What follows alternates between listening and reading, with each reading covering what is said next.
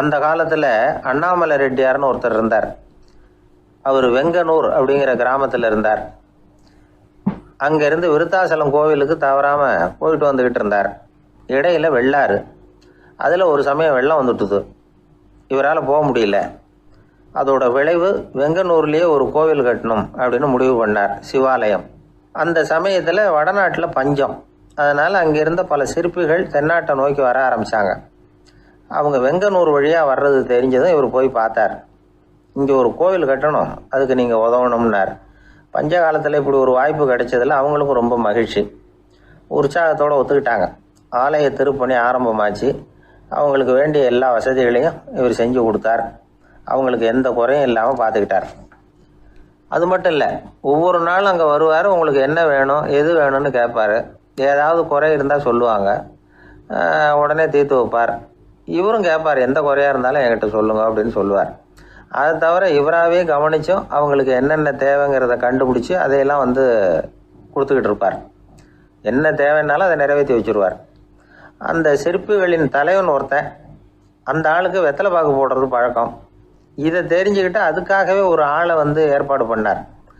வேணுங்கிறப்போலாம் நீ வெத்தலை சிவல் மடித்து கொடுக்க வேண்டியது உன் வேலை அப்படின்னு ஒருத்தனை ஏற்பாடு பண்ணிட்டார். இப்படியெல்லாம் செஞ்சதும் அவங்களுக்கும் ரொம்ப உற்சாகம். ரொம்ப பொறுப்பாக சிற்ப வேலைகளை செஞ்சுக்கிட்டு இருக்கிறாங்க. ஒரு நாள் என்னாச்சு தெரியுமா? அந்த சிற்பிகளின் தலைவன் ரொம்ப நுணுக்கமாக ஒரு வேலையை செஞ்சுக்கிட்டு இருக்கிறான். சாரம் போட்டு அது மேலே படுத்துக்கிட்டு அண்ணாந்து பார்த்து உச்சியில் நுணுக்கமான சிற்பங்களை உருவாக்கிக்கிட்டு இருக்கான். சிற்பியின் கவனம் செதறப்படாதுங்கிறதுனால இவர் மெதுவாக சத்தம் போடாமல் கிட்ட போய் நின்று அதை கவனிச்சிக்கிட்டு இருக்கிறார்.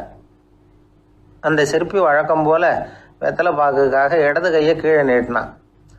அந்த சமயம் பார்த்து அவருக்கு தாம்பூலம் கொடுக்குறவன் அங்கே இல்லை, எங்கேயோ போயிருக்கிறான். அண்ணாமலை ரெட்டியார் என்ன பண்ணார் தெரியுமா?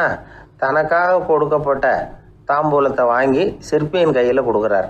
அவன் வாங்கி போட்டுக்கிட்டான். இது என்ன இன்னைக்கு வெத்தலை சீவல் வேறு மாதிரி இருக்குது, வாசனை தாம்பூலமாக இருக்குது அப்படின்னு யோசனை பண்ணிவிட்டு கீழே திரும்பி பார்க்குறார். பார்த்தா ரெட்டியார் மறுபடியும் சிற்பி கை நீட்டும் பொழுது கொடுக்கறதுக்காக தாம்பூலத்தை மடித்து வாங்கி வச்சுக்கிட்டு தயாராக நிற்கிறார். சிற்பிக்கு அதிர்ச்சி. உடனே பொத்துன்னு கீழே குதிச்சான். ஐயா, என்ன இது நீங்களா அப்படின்னா. இவர் சொன்னார், நான் ஒன்றும் தப்பு பண்ணலையே, உன்னுடைய கை புண்ணியம் செஞ்ச கை, கோயில் கட்டுற கை, அந்த கைக்கு தாம்பூலம் கொடுக்கறதுல என்ன தப்பு அப்படின்னாராம். ஏற்கனவே பஞ்சத்தில் அடிபட்டு வந்த எங்களை நீங்கள் ஆதரித்ததே பெரிய விஷயம். இந்த செயல் என்னை ஒரு பெரிய கடனாளி ஆக்கிவிட்டுது. ஐயா, எங்களுக்கு உணவு உடை இதை மட்டும் நீங்கள் கொடுத்தா போதும், ஊதியம்னு எதுவும் வாங்க மாட்டோம் அப்படின்னு நானும். அந்த சிற்பி எவ்வளோ வற்புறுத்தியும் எதுவும் வாங்கிக்கலையாம். இந்த செய்தியை தமிழ் தாத்தா டாக்டர் ஊவேசா சொல்லியிருக்கிறார். அந்த காலத்தில் எப்படிப்பட்டவங்கெல்லாம் வாழ்ந்துருக்கிறாங்க பாருங்கள். இந்த காலத்தில் ஒருத்தர் கோவில் கட்டினார், வேலை செய்கிற எல்லாருக்கும் சாப்பாடு போடுவார். சிற்ப வேலை செஞ்சுட்டு சாப்பிட வர்ற ஒவ்வொருத்தர் கையையும் அன்பாக பிடிச்சி முத்தம் கொடுத்து உள்ளே அனுப்புவார். அந்த கைகளுக்கு நீங்கள் கொடுக்குற மரியாதையாது அப்படின்னு கேட்டாங்க. அது இல்லைங்க, ஏற்கனவே முதல் பந்தியில் சாப்பிட வந்தவன் மறுபடியும் வர்றானான்னு கண்டுபிடிக்கிறதுக்காக கையை பிடிச்சி மோந்து பார்க்குறேன் அப்படின்னாராம் அவர். ஒரு ஆள் ராமகிருஷ்ணரை தேடி வந்தான். அவன் கையில் 1000 பொற்காசுகள் வச்சுருந்தான். அதை அவர்கிட்ட கொடுத்து இதை ஏற்றுக்கணும் அப்படின்னு ரொம்ப பணிவாக கேட்டுக்கிட்டான். அவர் பார்த்தார், இது எனக்கு தேவையில்லை, ஆனாலும் உன்னுடைய மனசை புண்படுத்துறதுக்கு நான் விரும்பலை, அதனால் நீ கொடுக்குறத வாங்கிக்கிறேன்னார். வாங்கிக்கிட்டார். அப்புறம் கேட்டார், இதை பாரு, இனிமேல் இதெல்லாம் என்னுடைய இது தானே அப்படின்னார். ஆமாம், அதையெல்லாம் நான் உங்களுக்கே கொடுத்துட்டேன்னா அவன். சரி, இப்போ நீ எனக்காக ஒரு காரியம் பண்ணணும்னார். என்ன செய்யணும்னு சொல்லுங்கன்னா, இந்த நாணயங்களையெல்லாம் எடுத்துக்கிட்டு போய் கங்கை நதியில் எரிஞ்சுட்டு வா அப்படின்னார். இவனுக்கு அதிர்ச்சியாக போச்சு. என்ன பண்ணுறது? இனிமேல் அது முடியாதுன்னு சொல்ல முடியாது. ஏன்னா அந்த நாணயங்களையெல்லாம் அவருக்கே கொடுத்துட்டான். இனிமேல் அதெல்லாம் இவனுடையது இல்லை. பேசாமல் அவ்வளவே அள்ளிக்கிட்டு ஆத்தங்கரைக்கு போனான். போனவன் ரொம்ப நேரம் திரும்பியே வரல. ராமகிருஷ்ணருக்கு சந்தேகம், என்ன ஆச்சு அந்த மனுஷனுக்கு? காசுகளோடு அந்த கங்கையில் குதிச்சுட்டானா? போகும்பொழுதே ஒரு மாதிரியாக தான் போனான், போய் என்னன்னு பார்த்துட்டு வாங்க அப்படின்னார். அங்கே இருந்த ஒருத்தர் ஓடி போய் பார்த்தார். அவர் போய் பார்க்கும்பொழுது அவன் அங்கேயே இருந்தான். அதுக்கப்புறம் அவர் திரும்பி வந்தார். விவரத்தை சொன்னார். அதாவது அவன் கங்கை கரையில் உட்காந்துக்கிட்டு ஒவ்வொரு நாணயமாக 1 2ன்னு எண்ணி எண்ணி வீசிக்கிட்டு இருக்கிறான். அவனை சுற்றி ஒரு கும்பல் நின்றுக்கிட்டு அவனை தடுத்துக்கிட்டு இருக்குது அப்படின்னு விவரத்தை சொன்னார் போயிட்டு வந்தவர். இதை கேட்டதும் ராமகிருஷ்ணரே புறப்பட்டு அங்கே போனாராம். என்ன இப்படி பண்ணிகிட்டு இருக்கிற? நான் உன்னை அந்த நாணயங்களை கங்கையில் வீசி எறிய சொன்னேன், நீ ஏன் அதை எண்ணிக்கிட்டு இருக்கிற அப்படின்னார். பழக்கம்தான் காரணம். நான் ஒவ்வொரு நாளும் ஒவ்வொன்றா சேமித்து வச்சேன். இன்றைக்கி என்கிட்ட நிறைய இருக்குது. உங்களுக்கு ஒரு 1000 நாணயங்களை கொடுக்கணுங்கிறது என்னோட ஆசை அப்படின்னா. இப்போ ராமகிருஷ்ணர் சொன்னார், ஒரே நேரத்தில் எல்லாத்தையும் சம்பாதிச்சிருந்தா நீ எண்ணுறது பொருத்தமாக இருக்கும். எல்லாத்தையும் இழக்கும்போது ஒவ்வொன்றா எண்ணிக்கிட்டு இழக்கிறதுங்கிறது சரியான செயல் இல்லை. அதனால் ஒரே தடவையாக எல்லாத்தையும் தூக்கி எறிஞ்சிடும் அப்படின்னார். இது இழப்பது அப்படிங்கிற ஒரு உயர்ந்த நிலை. இதை நாம் யதார்த்த வாழ்க்கையில் சம்மந்தப்படுத்தி பார்த்து குழப்பிக்கிட்டு இருக்கக்கூடாது. இழக்கிறேன்னு சொல்லிக்கிட்டு இருக்கிற காசையெல்லாம் ஆற்றுலையும் குளத்துலையும் கொண்டு போய் எரிஞ்சிட்டு வாங்க அப்படின்னு உபதேசம் பண்ணுறதாக யாரும் நினச்சிடக்கூடாது. இதில் நாம் புரிஞ்சிக்க வேண்டியது என்னென்னா, எதையாவது ஒன்றை இன்னொருத்தருக்கு கொடுக்கணும் அப்படின்னு விருப்பப்பட்டால் அதை மனப்பூர்வமாக கொடுத்துட்டு அதையே நினச்சிக்கிட்டு இருக்கக்கூடாது. நம்மால் ஒருத்தர் ஒரு 100 ரூபா நோட்டை தன்னுடைய நண்பர் ஒருத்தர்கிட்ட கொடுத்து, இது உனக்கு தான் வச்சுக்கோ அப்படின்னார். அவர் பார்த்தார், இது இனிமேல் எனக்கு தானே சொந்தம் அப்படின்னார். ஆமான்னார் அவர். அப்படின்னா எனக்காக நீ ஒரு உதவி செய்யணும்னார். சொல்லுங்கள் செய்கிறேன்னார் அவர். இந்த 100 ரூபா நோட்டை தீ வச்சு கொளுத்தி விடுனார். இவர் அதிர்ச்சியாகி அவரை பார்த்தார். இப்போ அவர் சொன்னார், நீ எனக்கு அன்பாக கொடுத்தது இது. இந்த நோட்டு கள்ள நோட்டுங்கிறது எனக்கு முன்னாடியே தெரியும். சீக்கிரம் கொளுத்தி விடு, அதுதான் நம்ம 2 பேருக்குமே நல்லது அப்படின்னாராம் அவர். ஒரு தந்தை தன்னோட பிள்ளைய ரொம்ப தைரியசாலியாக வளர்க்கணும்னு ஆசைப்பட்டார். அதுக்காக அவனை கூப்பிட்டு உட்கார வச்சு இப்படி உபதேசம் பண்ணார். இதை பாருப்பா, நான் உன்னாட்டம் இருக்கிறப்போலாம் எதுக்கும் பயப்பட மாட்டேன், ரொம்ப துணிச்சலாக இருப்பேன். ஒரு நாள் ஒரு அப்பாவி எலியை ஒரு பூனை துரத்திட்டு ஓடிச்சு. நான் உடனே என்ன செஞ்சேன் தெரியுமா? அந்த பூனையை பிடிச்சேன், அது வாலில் ஒரு பட்டாசு சரத்தை கட்டினேன், கொளுத்தி விட்டேன். படபடன்னு வெடிக்க ஆரம்பிச்சுட்டுது. அது துள்ளிக்கிட்டு அங்கேயும் இங்கேயும் ஓடி இருக்கு பாரு ஓட்டம், ரொம்ப தமாஷு அப்படின்னார் அப்பா. இப்படி சொல்லிவிட்டு பையனை பார்த்து, இதை கேட்குறதுக்கு உனக்கும் துணிச்சல் வருதா? நான் என்னுடைய செயலை நீ கேட்குறப்போ உனக்கு துணிச்சல் வருதா அப்படின்னு கேட்டார். வருதுன்னா பையன். எப்படின்னா அப்படிங்கிற விவரத்தையும் சொன்னான் அவன். அதாவது எலியை விரட்டினத்துக்காக பூனை வாலில் பட்டாசு கொளுத்துனீங்க நீங்கள், பூனையை விரட்டினத்துக்காக உங்கள் கழுத்தில் பட்டாசு சரத்தை மாட்டினா என்னென்னு தோணுது எனக்கு அப்படின்னா பையன். பையனோட துணிச்சல் அப்பாவே நடுங்க வச்சுட்டுது. அது சரி, ஒரு அப்பா பிள்ளைக்கு இப்படியா உபதேசம் பண்ணுறது? எல்லாருக்கிட்டையும் அன்பாக பழகிறது எப்படி அப்படின்னு சொல்லி கொடுக்கணும். பிஞ்சு உள்ளங்களில் நஞ்சை தூவலாமா? ஒரு நாள் விநாயகர் ஒரு பூனையோடு விளையாடிக்கிட்டு இருந்தாராம். அப்படி ஆசையாக விளையாடிக்கிட்டு இருந்தப்போ அவரோட கை நகம் தவறுதெல்லாம் பூனையோட முகத்தில் பட்டுட்டு தான். அது ஒரு சின்ன கீறலை உண்டாகி விட்டுது. அப்பா அவர் அதை ஒரு பெருசாக நினைக்கல. கொஞ்ச நேரத்துக்கு அப்புறம் விநாயகர் வீட்டுக்கு வந்தார். அவங்க அம்மா பார்வதி தேவியை பார்த்தார். பார்வதி தேவி கன்னத்தில் விரலால் கீறினது மாதிரி ஒரு அடையாளம் இருந்தது. விநாயகருக்கு அதிர்ச்சி, ஆச்சரியம். நம்ம அம்மா இந்த உலகத்துக்கே தாயார், அப்பேற்பட்ட அவங்க முகத்திலேயே கீறலை உண்டாக்கக்கூடியவங்க யாராக இருக்க முடியும் அப்படின்னு யோசனை பண்ணார். தாயே, உன்னுடைய கன்னத்தில் இந்த வடு எப்படிம்மா ஏற்பட்டதுன்னு கேட்டார். குழந்தாய், இது நீ செஞ்ச காரியம்தான்ப்பா, உன்னுடைய கை நகம் கீறினதுனால ஏற்பட்ட வடு தான் இது அப்படின்னாங்க அவங்க. விநாயகர் திடுக்கிட்டு போட்டார். எப்படிம்மா அது? நான் எந்த காலத்துலேயும் ஒன்று அப்படி கீறினதாக எனக்கு நினைவு இல்லையே அப்படின்னார். இன்னைக்கு காலையில் ஒரு பூனையை கீறினதை நீ மறந்துட்டியா அப்படின்னாங்க அந்த அம்மா. விநாயகர் திகைச்சு போய் நின்னார். பார்வதி தேவி சொன்னாங்க, இதை பாருப்பா, இந்த உலகத்தில் இருக்கக்கூடிய எல்லா உயிர்கள்லேயும் நான் இருக்கிறேன். நான் தான் இந்த உலகமாக ஆகியிருக்கிறேன். ஆகையினால நீ யாரை துன்புறுத்தினாலும் அது உண்மையிலேயே என்ன துன்புறுத்தினதாக தான் முடியும் அப்படின்னாங்க. விநாயகர் மனசுக்குள்ளே ஒரு வெளிச்சம் ஏற்பட்டு தான். அதுக்கப்புறம் அவர் யாரையுமே கல்யாணம் பண்ணிக்காததுக்கு அதுதான் காரணமா. இந்த உலகத்தில் எல்லாரையும், இங்கே இருக்கிற எல்லாத்தையும் தாயின் வடிவமாக அவர் பார்க்க ஆரம்பிச்சிட்டாராம். குருதேவர் ராமகிருஷ்ணர் இந்த கதையை எடுத்து சொல்லியிருக்கிறார். நபிகள் நாயகம் ஒரு தடவை ஒரு நாற்காலியில் உட்காந்து என்னமோ யோசனை பண்ணிட்டு இருந்திருக்கிறார். அப்போ அவரோட உடையில் ஒரு கீழ்ப்பகுதி தரையில் படிஞ்சு கிடந்திருக்குது. அங்கே விளையாடிக்கிட்டு இருந்த ஒரு பூனை அது மேலே படுத்து தூங்கி போயிடுச்சு. தொழுகை செய்ய வேண்டிய நேரம் வந்துட்டுது. நபிகள் நாயகம் எழுந்திருக்க பார்த்தார். அப்போ தான் பூனை தன்னோட உடை மேலே படுத்து தூங்கிட்டு இருக்கிறது கண்ணில் படுது. பூனையோட தூக்கத்தை கலைக்க விரும்பல அவர். தன்னுடைய சகோதரியை கூப்பிட்டார். ஒரு கத்திரிக்கோல் எடுத்துகிட்டு வர சொன்னார்.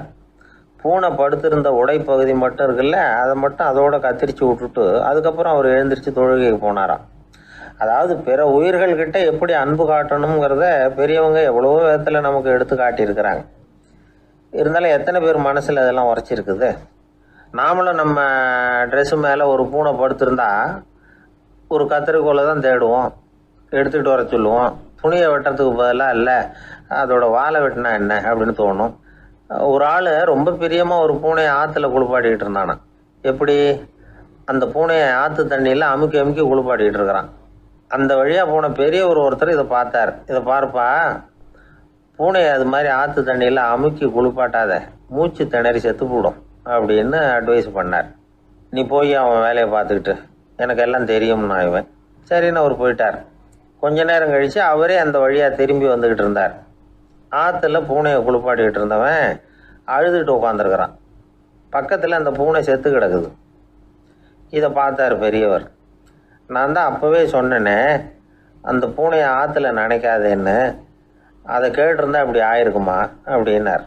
அந்த ஆள் கோபமாக இவரை முறைச்சி பார்த்தான். அட போய்யா, இந்த பூனை ஆற்றுல குளித்ததுனால ஒன்றும் செத்து போகல, குளித்ததுக்கு அப்புறம் அதோட உடம்பு ஈரமாக இருக்குதுன்னு அதை புழிஞ்சேன், அதனால தான் இப்படி ஆயிட்டுது அப்படின்னு நானும். ஒருத்தரை பார்த்து உன்னுடைய நண்பர்கள் யார் அப்படின்னு ஒரு கேள்வி கேட்டு பாருங்க.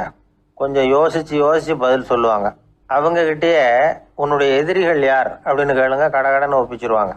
நம்ம மனசு இருக்க அது எப்படின்னா, நம்ம நண்பர்களை விட எதிரிகளை அது நல்லா ஞாபகத்தில் வச்சுக்கும். இது ஒரு ஆச்சரியமான உண்மை. உங்களால் நண்பர்களை மறந்துட முடியும், ஆனால் எதிரிகளை மறந்துட முடியாது. இது ஒரு வேடிக்கையான நிலைமை தான். அழகான தருணங்களை நாம் ஏன் மறந்துடுறோம்? இது இயற்கை. ஏன்னா நம்ம மனசு மலர்களை கவனிக்கிறது இல்லை, அதில் இருக்கிற முள்ளை தான் கவனிக்குது. தன்னை காயப்படுத்துகிற எதையும் அது உடனே கண்டுகொள்ளுது. ஒரு தெளிந்த சிந்தனை உடைய மனசு மிக அழகாக உள்ள எல்லாத்தையும் கவனிக்கும். அது நன்றியுடன் உணரக்கூடிய எல்லாத்தையும் பார்த்து குறிச்சிக்கும். இப்படிப்பட்டவங்க வாழ்க்கை இயல்பாகவே நல்லா அமையும். அது ரொம்ப அபூர்வம்.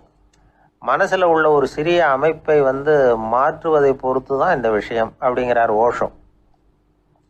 ஒரு யூத கோவில் இருந்து தான், அது யூதர்களின் மடமாகவும் இருந்தது. அங்கே ஒரு தலைமை குரு, அவர் ரொம்ப கண்டிப்பானவர். அந்த கோவிலை ஒட்டி ஒரு தோட்டம். ஒரு நாள் காலையில் அந்த தோட்டத்தில் 2 இளம் யூதர்கள் நடந்து போய்கிட்டு இருக்கிறாங்க. காலையில் 1 மணி நேரம், மாலையில் 1 மணி நேரம் அவங்க அந்த தோட்டத்தில் நடக்கிறதுக்கு அனுமதி உண்டு. மற்ற நேரங்களில் அவங்க மத புத்தகங்களை படிக்கணும், பிற விதிமுறைகளை கடைபிடிக்கணும். அந்த 2 பேருமே தொடர்ந்து புகைப்பிடிக்கிற பழக்கம் உள்ளவங்க. ஆனால் கோவில் மடத்தில் இருக்கிறப்போ அவங்க புகைப்பிடிக்க முடியாது, அது கடுமையான குற்றம். சரி, நாம் தோட்டத்தில் இருக்கிறப்போவாவது புகைப்பிடிக்கலாமா அப்படின்னு ஒரு ஆசை அவங்க 2 பேருக்குமே. இருந்தாலும் பயம். இப்படி கேட்டால் மத குரு என்ன சொல்லுவாரோ அல்லது என்ன செய்வாரோங்கிற பயம். இப்படியே கொஞ்ச நாள் ஆச்சு. ஒரு நாள் இந்த 2 பேரில் ஒருத்தன் ரொம்ப கலங்கி போய் அந்த கோவிலிருந்து வெளியில் வந்துக்கிட்டு இருந்தான். வந்தவன் நேராக தோட்டத்து பக்கம் போனான். அங்கே இன்னொருத்தன் ஆனந்தமாக புகை பிடிச்சிக்கிட்டு இருக்கிறான். அதை பார்த்து தான் இவனுக்கு அதிர்ச்சி. அட கடவுளே, என்ன இது, நீ கேட்காமலே ஆரம்பிச்சிட்டியா அப்படின்னா. இல்லை நான் கேட்டுவிட்டு தான் ஆரம்பிச்சிருக்கேன்னா அவன். அப்படியா, என்ன மனுஷன் இவர், நானும் தான் கேட்டேன், என்னை கண்ணாமுன்னான்னு திட்டி விட்டார். இது என்ன கோவிலா இல்லை நரகமா? உனக்கு புகை பிடிக்கணும்னு ஆசையாக இருந்தால் நரகத்துக்கு போகணும்னு சொல்லிவிட்டார். அது சரி, உன்னை மட்டும் எப்படி அனுமதிச்சார் அப்படின்னு கேட்டான் இவன். அவன் சிரிச்சுக்கிட்டே, நீ எப்படி கேட்ட சொல்லு அப்படின்னா. நாம் இந்த தோட்டத்துக்கு வர அனுமதிக்கப்பட்டிருக்கிறதே ஜபத்துக்காகத்தானே, அதனால் நான் ஜபம் சொல்லும் பொழுது புகை பிடிக்கலாமா அப்படின்னு கேட்டேன். அதுக்கு தான் அவர் சத்தம் போட்டு என்னை அடிக்கவே வந்துட்டார் அப்படின்னா இவன். நீ ஒரு மாதிரியாக கேட்டிருக்க, நான் வேறு மாதிரியாக கேட்டிருக்கிறேன். ஜபம் சொல்லும்போது புகை பிடிக்கலாமான்னு நீ கேட்டிருக்க. ஐயா, புகை பிடிக்கும் பொழுது ஜபிக்கலாமா அப்படின்னு நான் கேட்டேன். அதில் தப்பு ஒன்றும் இல்லை அப்படின்னு பதில் சொல்லிட்டார் அப்படின்னா. ஒரு சிறிய மாற்றம்தான் அது மிகப்பெரிய மாறுதலை ஏற்படுத்தி விட்டது. மனசு நல்ல விதமாக சிந்திக்க ஆரம்பிச்சுட்டுதுன்னா மகிழ்ச்சிக்கு பஞ்சம் இல்லை. ஒரு கஞ்சன் ஆற்றுல விழுந்துட்டான். வெள்ளத்தில் தத்தளிச்சுக்கிட்டு இருக்கிறான். கரையில் நின்ன ஒருத்தர் உன் கையை கொண்டா இப்படி பிடிச்சி இழுத்து கரையில் சேர்த்து விடுறேன்னார். எதையும் கொடுத்து பழக்கம் இல்லாத அவன் கையையும் கொடுக்க மாட்டேன்னுட்டான். இவர் பார்த்தார். உன் கையை கொடுன்னு சொல்கிறதுக்கு பதிலாக நான் என் கையை கொடுக்குறேன் பிடிச்சிக்கோ அப்படின்னார். அவன் கப்புன்னு பிடிச்சிக்கிட்டான், இழுத்து கரையில் போட்டார். இந்த உலகத்தில் எத்தனை வகையான மனிதர்கள் இருக்கிறாங்க, ஒவ்வொரு மனிதனுமே ஒவ்வொரு வகை அப்படிங்கிறாங்க விஞ்ஞானிகள். மனிதர்களை 3 வகையாக பிரிக்கலாம் அப்படின்னு சொல்கிறாங்க மெய்ஞானிகள். இவங்களை பற்றிலாம் ஏற்கனவே நாம் பேசியிருக்கிறோம். இப்போ டாக்டர் எட்வர்டு பேட்ச் அப்படிங்கிற நிபுணர் என்ன சொல்கிறார் தெரியுமா? மனிதர்களை 7 வகையாக பிரிக்கலாம்ங்கிறார். மனிதர்களின் மனநிலை அடிப்படையில் அவங்கள 7 விதமாக வகைப்படுத்துகிறார் அவர். சரி, அது என்ன 7 வகை? முதல் வகை என்னன்னா பயந்த குணம் உள்ளவங்க. சார் ரொம்ப பயந்த சுபாவம், வீட்டில் கூட வாயே திறக்க மாட்டார், சாப்பிட போகிறப்ப மட்டும்தான் கொஞ்சம் வாயை திறப்பார், அப்புறம் மூடிக்குவார் அப்படின்னு சில பேரை பற்றி நாம் பேசிக்கிறது உண்டு. இவங்கெல்லாம் இந்த வகை, அதாவது பயந்த குணம் உள்ளவர்கள் அப்படிங்கிற முதல் வகை. சரி, 2வது வகை என்னன்னா சஞ்சலப்படுகிறவர்கள், எதுக்கு எடுத்தாலும் கலக்கம் குழப்பம், இப்படியே காலம் தள்ளிட்டு இருப்பாங்க. பல பேர் பார்த்துருப்பீங்க. அவங்கெல்லாம் இந்த வகை. 3வது வகை என்னன்னா யதார்த்த உலகை மறந்து கற்பனை உலகத்திலேயே மிதக்கிறவங்க. இளைஞர்கள், கவிஞர்கள், இப்படி பல பேர் இருக்கிறாங்க. எப்போ பார்த்தாலும் கற்பனை உலகத்திலேயே மிதந்துக்கிட்டு இருப்பாங்க. கிட்டத்தில் போய் என்னங்க ஒரு மாதிரியாக இருக்கிறீங்க அப்படின்னு கேட்டு பாருங்கள், அவங்களெல்லாம் ஏதோ ஒரு அற்ப புழுவை பார்க்குறது மாதிரி அவங்கள பார்ப்பாங்க. அதுவும் அந்த வானத்து நிலாவை பாருங்கள், அது என்னை வா வான்னு கூப்பிடுது, எனக்கு சீக்கிரத்தில் ஒரு நாள் சிறகுகள் முளைக்கும், சிறகடித்து வானத்தில் பறந்து போவேன், அந்த செல்ல நிலாவை கொஞ்சிவிட்டு வருவேன், இப்படிலாம் பேசிக்கிட்டு இருப்பாங்க. கொஞ்சிறது அப்புறம் இருக்கட்டும், இப்போ கஞ்சிக்கு வழியே பாருப்பா அப்படின்னா அதை காதில் வாங்க மாட்டாங்க.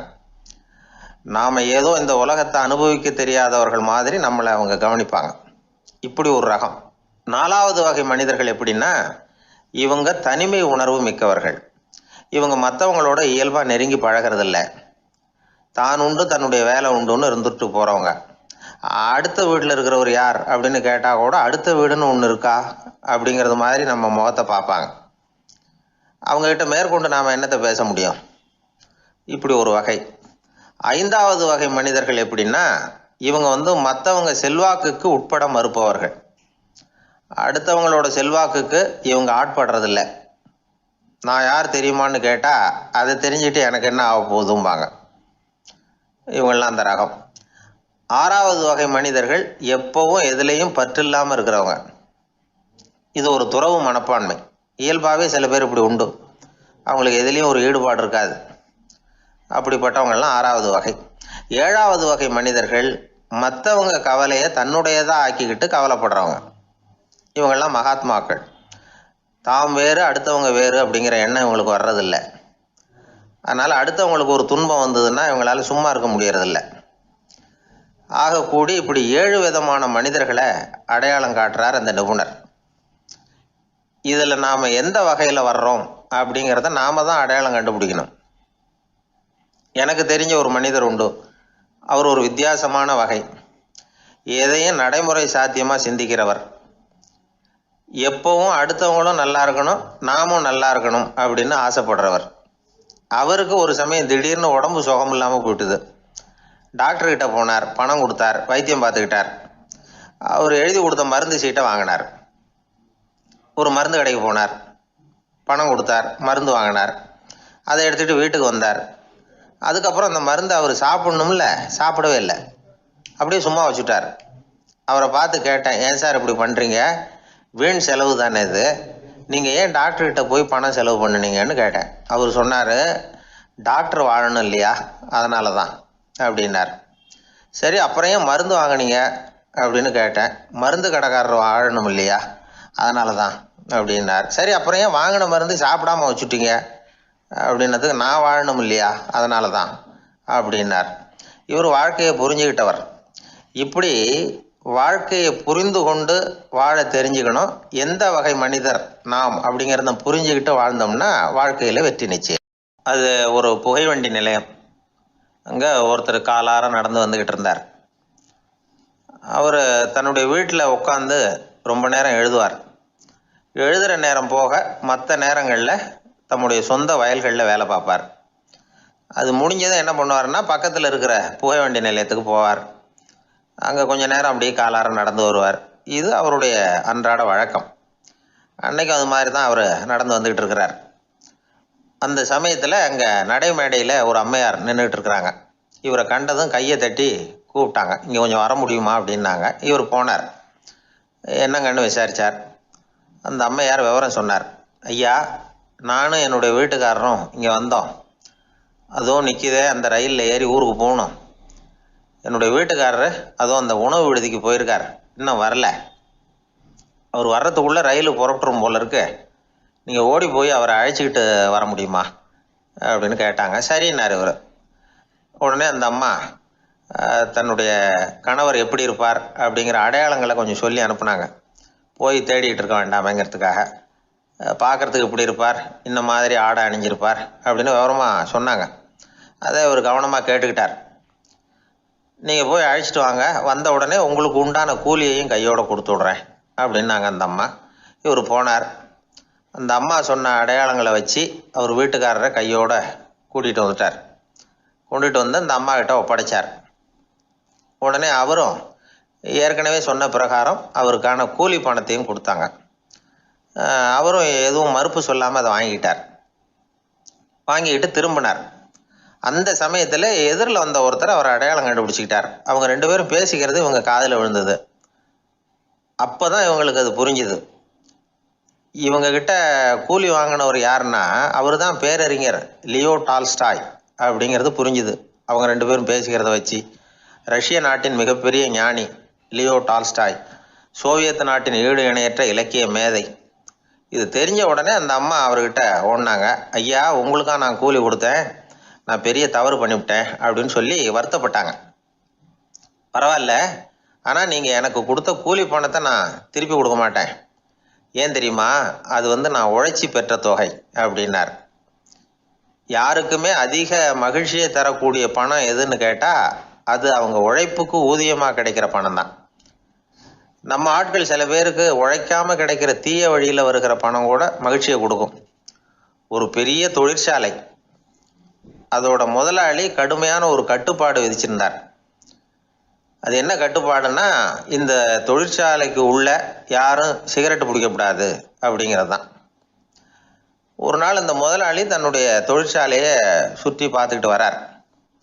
அப்போது ஒரு இளைஞன் உள்ள சிகரெட்டு பிடிச்சிக்கிட்டு இருந்தான். அதை பார்த்து விடுறார். அவ்வளவுதான், அவருக்கு கோபம் வந்துட்டுது. உடனே உதவியாளரை கூப்பிட்டார்.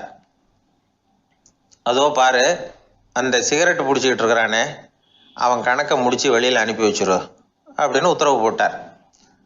அது பிரகாரம் உடனே அவனை அழைச்சிட்டு போய் கணக்கு பார்த்து சம்பள பாக்கி அப்புறம் உதவித்தொகை எல்லாத்தையும் மொத்தமாக கையில் கொடுத்து வெளியில் அனுப்பி வச்சுட்டாங்க.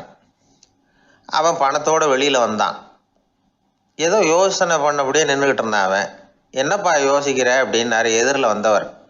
இவன் சொன்னான், ஒன்றும் இல்லை, என்னோட நண்பன் ஒருத்தனை பார்க்கறதுக்காக உள்ளே போனேன்.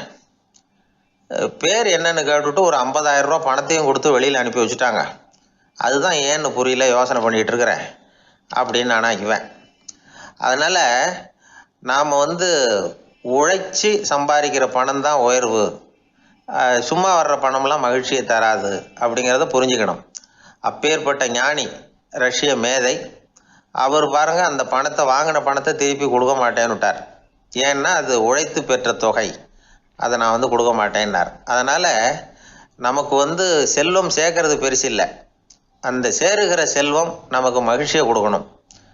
அதுக்கு என்ன வழின்னா, நாம் உழைத்து சம்பாதிக்கணும் அப்படிங்கிறத அதிலிருந்து புரிஞ்சிக்க வேண்டியது ரொம்ப அவசியம்.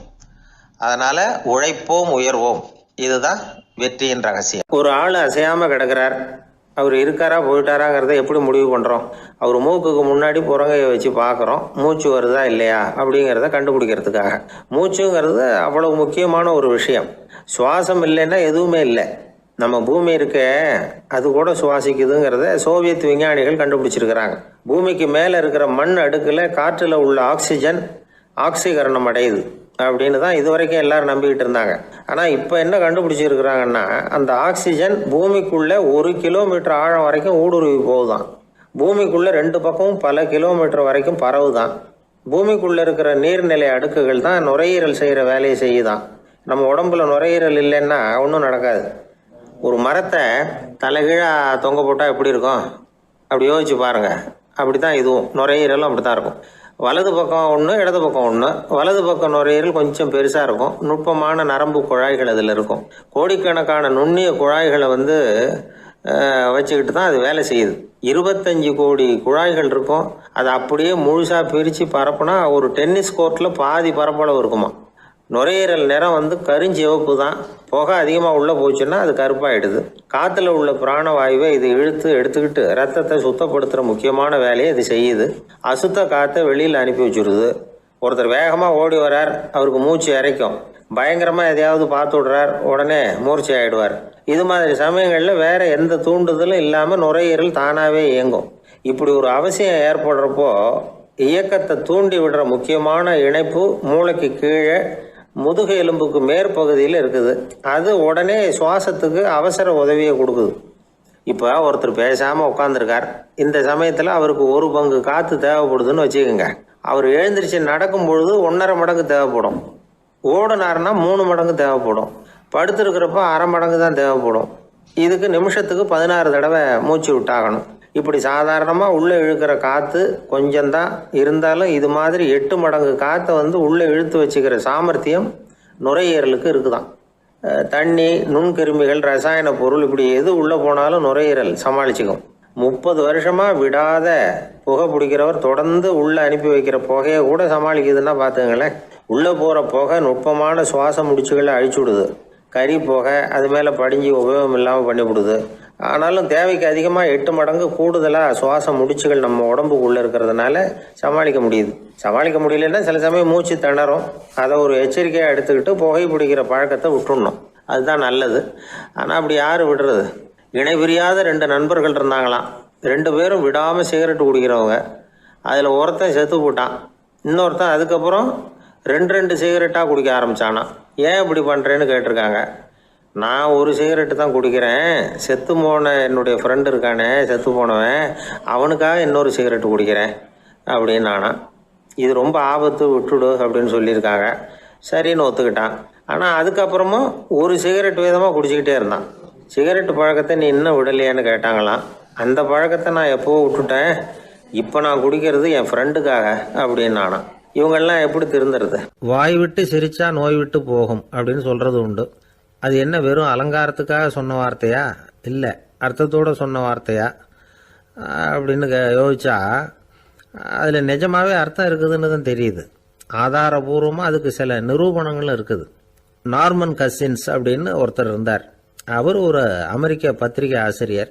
அவருக்கு ஏதோ ஒரு விதமான அழற்சி நோய், இன்ஃப்ளமேஷன் டிசீஸ். அது டாக்டர்கள்லாம் அதுக்கு என்ன விதமான வைத்தியமும் கிடையாது அப்படின்னு சொல்லி பல இதெல்லாம் பார்த்துட்டு கடைசியாக சொல்லிவிட்டாங்க அதுக்கு வைத்தியமே இல்லைன்ட்டாங்க. டாக்டர்கள் தான் சொல்லிவிட்டாங்களே, அதனால் இது இப்படியே இருந்துட்டு போகட்டும் அப்படின்னு விட்டுற வேண்டியது தானே. ஆனால் அவர் அப்படி நினைக்கல. உடனே அவர் என்ன பண்ணார்னா, ஆஸ்பத்திரி ரூமை காலி பண்ணார். ஹோட்டலில் போய் ஒரு ரூம் எடுத்துக்கிட்டார். அங்கே போனார். தினமும் அவருக்கு பிடிச்ச தமாஷான படங்களையெல்லாம் டிவியில் போட்டு பார்த்துக்கிட்டு இருந்தார். சிரிப்பு வரக்கூடிய புத்தகங்களெல்லாம் படித்தார். கொஞ்ச நாள் ஆச்சு. அவருக்கு இருந்த தொந்தரவு குணமாக ஆரம்பிச்சிட்டுது. இதை கேள்விப்பட்ட உடனே பழைய டாக்டர்கள்லாம் ஓடி வந்தாங்க. ஓடி வந்து பார்க்குறாங்க. அவர் உடம்பை சோதனை பண்ணி பார்க்குறாங்க. பார்த்தா அவர் உடம்பு குணமாகறதுக்கு உதவியாக இருந்தது சிரிப்பு தான் அப்படிங்கிறத விஞ்ஞானபூர்வமாக அவங்க ஒத்துக்கிட்டாங்களாம். இருந்தாலும் சிரிப்பு எந்த முறையில் எந்த விதத்தில் உதவி பண்ணுது அப்படிங்கிறத இன்னமும் சரியாக புரிஞ்சிக்க முடியல. ஆனாலும் ஒரு சில விஷயங்கள் மட்டும் புரியுது. அது என்னன்னா, சிரிப்பு சுவாசத்தை மேம்படுத்துது, ரத்த அழுத்தத்தை குறைக்குது, உடம்பு குணமாகறதுக்கே உரிய சில ஹார்மோன்கள் அதிகமாக உருவாகி வர்றதுக்கு வழி செய்யுது. இந்த அளவுக்கு தான் சிரிப்போட செயல்பாட்டை நாம் புரிஞ்சிக்க முடியுது. இருந்தாலும் இதை பற்றி கண்டுபிடிக்க வேண்டியது இன்னமும் ஏராளமாக இருக்குது. அதையெல்லாம் விவரமாக கண்டுபிடிக்கிற வரைக்கும் நாம் காத்துக்கிட்டு இருக்க வேண்டியதில்லை. இப்போவே தாராளமாக சிரிக்கலாம். அதில் என்னத்துக்கு சிக்கணும்? காசா பணமா? சிரிப்புன்னா ஹாஹான்னு சத்தம் போட்டு சிரிச்சாதான் உடம்புக்கு நல்லதுன்னு இல்லை. லேசான புன்னகை கூட உடம்புக்கு நல்லது செய்யுமா. லேசாக புன்னகை பூத்தா அந்த சமயத்தில் நாம் எப்படி ஆகுது, நம்ம உடம்பு பூரா அமைதி அடையுதான். இதையும் ஆதாரபூர்வமாக கண்டுபிடிச்சி தான் சொல்கிறாங்க. எப்போவாவது மனசு சங்கடமாக இருக்கிறப்போ கொஞ்சம் முயற்சி பண்ணி முகத்தில் புன்னகையை கொண்டுகிட்டு வந்து பாருங்கள். அதோட சுகம் உங்களுக்கு அனுபவித்து பார்த்தா தான் தெரியும். கண்ணும் உதடும் மலரும் பொழுது இருக்கிற ஆனந்தமே ஆனந்தம் அப்படிங்கிறாங்க அனுபவித்து பார்த்தவங்க. வாழ்க்கையில் நாம் தமாஷா இருக்கணும்னா அதுக்கு சில வழிகளையும் அவங்க சொல்லி வச்சுருக்கிறாங்க. முதல்ல நீங்கள் உற்சாகமாக இருக்கிறவங்க கூடவே அதிகமாக பழகணும், அவங்க கூடவே அதிக நேரம் இருக்கிறது மாதிரி பார்த்துக்கணும். அழுது வடிகிறவங்ககிட்டயே இருக்கக்கூடாது, அவங்கள அவாய்டு பண்ணுங்க, அவங்கள விட்டு விலகி வந்துடுங்க. உங்கள் முன்னாடி இருக்கிறவர் எப்பவும் மூஞ்சியை தொங்க போட்டுக்கிட்டே இருக்கிறவராக இருந்தால் கொஞ்ச நாளில் உங்கள் முகமும் அப்படியே ஆகிடுமா, ஜாக்கிரதையாக இருக்கணுமா. ரெண்டாவது, எடுத்ததுக்கெல்லாம் சீரியஸ் ஆகிடக்கூடாது, எதையும் நிதானமாக யோசிக்கணும். அடுத்தவங்க நம்மளை மதிக்கணுங்கிறதுக்காக நாம் பகட்டாக நடந்துக்கிறதுக்கு ஆசைப்படக்கூடாது.